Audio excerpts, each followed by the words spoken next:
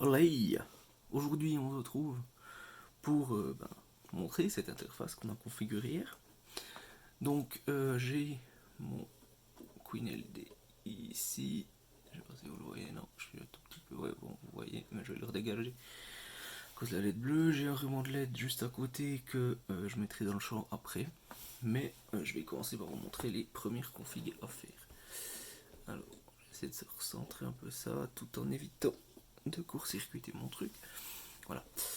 Donc, voilà à quoi ressemble l'interface. Donc en haut, vous avez différents boutons pour l'allumer. Pour venir sur les sliders ici, ça c'est pour faire des favoris, pour faire des effets. Ça c'est un mode nuit, enfin ce qui va diminuer ou augmenter graduellement la lumière. En fait, ça va atteindre une certaine luminosité en un certain temps. Ça c'est pour synchroniser plusieurs WLED. Et ici vous avez les paramètres qui par défaut sont comme ça. Donc dans le Wi-Fi, on a déjà configuré, hein. C'est ce qu'on a configuré hier. Dans les LED préférences, il va falloir mettre votre nombre de LED. Voilà. Le courant maximum utilisé, ça c'est pratique parce que ça vous permet de ne pas dépasser en fait le courant de votre alim. Donc là, moi je suis sur une batterie externe, etc. en USB, donc je ne vais pas dépasser 2 ampères. Mettre si vos LED, elles sont de à 4 canaux. L'ordre des couleurs, donc ça va être important aussi. Je vous montrerai après. On va d'abord faire le tour des paramètres. Qu'est-ce qu'il y a d'autre? Bon, après le reste, c'est pas. Je vous laisserai faire, hein, c'est relativement clair, c'est des réglages de transition, des choses comme ça. Où ça devient intéressant, alors déjà ici, vous pouvez changer le nom de vos LED pour les reconnaître plus facilement. Et ensuite, c'est dans Sync Interface que ça va être sympathique. Puisque il y a moyen de mettre un bouton, un récepteur infrarouge pour commander ça. Il y a moyen donc de set un port UDP. Je vous conseille de le laisser comme ça. Ah non, c'est pas celui-là qu'il faut laisser comme ça. Ça c'est pour la synchronisation de plusieurs WLED, si vous en avez plusieurs. Voilà. Celui qui est important de laisser comme ça, c'est celui-ci, Real Time UDP, puisque dans la dernière version de Home Assistant, dans la 102, enfin 0.102, il y a une intégration pour WLED qui est super bien faite et qui marche super bien. Ensuite, il y a aussi E.131. Donc E131, c'est un protocole aussi en direct qui est un peu plus orienté professionnel. Donc vous pourrez utiliser des logiciels comme Xlite par exemple, ou LEDFX qu'on testera après qui permet de faire réagir au son.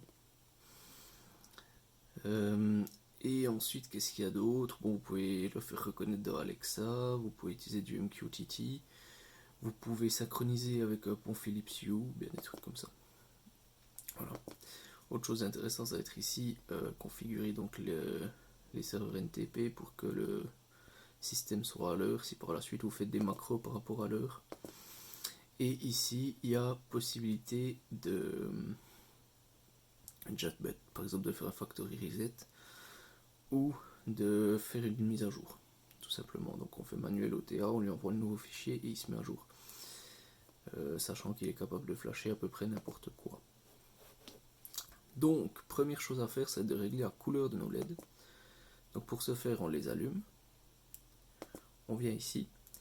Donc si vous repressez, ici c'est intéressant. En fait, vous pouvez switcher en deux vues. Ça c'est ce qu'on appelle du HSV. Donc c'est la luminosité, la teinte et la saturation. Et ça va vous permettre, si vous mettez saturation et luminosité à fond, de vraiment switcher les couleurs comme ceci. Ici, vous êtes en mode RGB, donc vous avez la luminosité, la couleur, enfin les trois couleurs. Donc, regardez ce qui se passe si je veux du vert. Vous voyez que c'est bleu. Bon, pourquoi c'est bleu? Parce que toutes les bandes LED ne sont malheureusement pas les mêmes. Et donc il va falloir venir changer ici. Vous voyez qu'il y a pas mal d'ordre. Donc actuellement c'est vert, c'est censé être bleu. Donc au lieu du G, je dois avoir un B, donc c'est un de ces deux. Maintenant on va tester en mettant du rouge.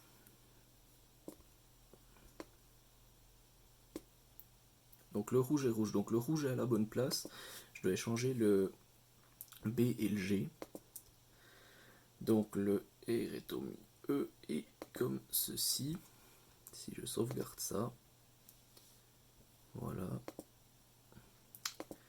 Donc G, alors là je vais utiliser cette vue ici. Cette fois on voit que si je veux du vert, j'ai du vert. Et si je veux du bleu, j'ai du bleu. Donc mes LED sont réglés correctement. Donc ça c'est la première chose. Donc pour régler vos couleurs, vous avez compris du coup. Les favoris, etc. Je rentrerai pas dans les détails, mais en gros vous pouvez mettre des favoris. Voilà. Ensuite il y a les effets qui sont très intéressants. Pourquoi ça ne marche pas? C'est bête. Bizarre. Normalement j'ai jamais eu de soucis à ce niveau là. Essayons de faire un CTRL F5. Ah oui, voilà. Ok, donc là, bon, vous avez une pelletée d'effets. Par exemple, un qui est sympa, c'est le Rainbow. Et ici, ensuite, vous pouvez choisir une palette. Typiquement, si vous voulez, par exemple, j'en sais rien quoi. Si vous aimez ça, par exemple. Voilà, ça vous fait toute une palette de couleurs comme ça. Je sais pas le mettre en direct en face. Voilà, bon, ça permet de faire des palettes facilement, quoi. Vous en avez déjà une chier à disposition. Ensuite, ce mode ici est sympa. Donc, le premier slider, ça va être le temps et ici la luminosité. Donc, typiquement, vous êtes le soir, vous allez vous coucher, vous voulez que dans 1 heure ce soit éteint. Vous setez ici 1 heure sur celui-ci, 0 au niveau de la luminosité et vous allumez votre truc. Donc, ça c'est cool. Vous pouvez aussi faire que ça s'éteigne direct, enfin que ça passe de un à l'autre à la fin du temps en fait, en décochant ici. Voilà. Le sync, on va pas le voir. Et celui-là, je vous l'ai déjà montré avant. Maintenant, ce qu'on va voir, donc je vais désactiver mes effets, donc vous voyez ici. Et je vais vous montrer simplement la réaction à la musique. Donc pour réagir à la musique, avec le protocole 231, il faut utiliser le LEDFX. Je vous laisse aller voir pour l'installer, c'est du Python, le plus simple c'est de passer par Anaconda, il y a une petite procédure à suivre, rien de compliqué. Donc il faut juste que ici ce soit allumé. Alors je vais un tout petit peu baisser la luminosité quand même, histoire que ça sature pas trop sur la caméra. Voilà. Et donc je vais enlever ça. On va mettre les LED ici. J'active donc comme ceci et on voit que quand je parle ça réagit. Alors je vais vous mettre une petite musique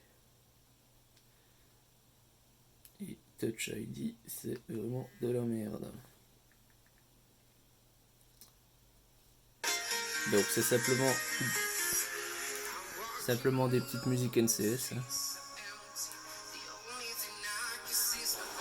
et voilà comment ça réagit.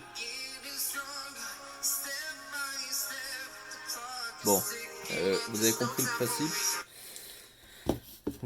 le principe. Voilà, bon, après on peut redésactiver. Et au bout d'un moment où il voit qu'il reçoit rien, il repasse en mode classique. Donc, voilà, demain on verra l'interface de l'application. Et moi je vous dis à la prochaine, ciao tout le monde.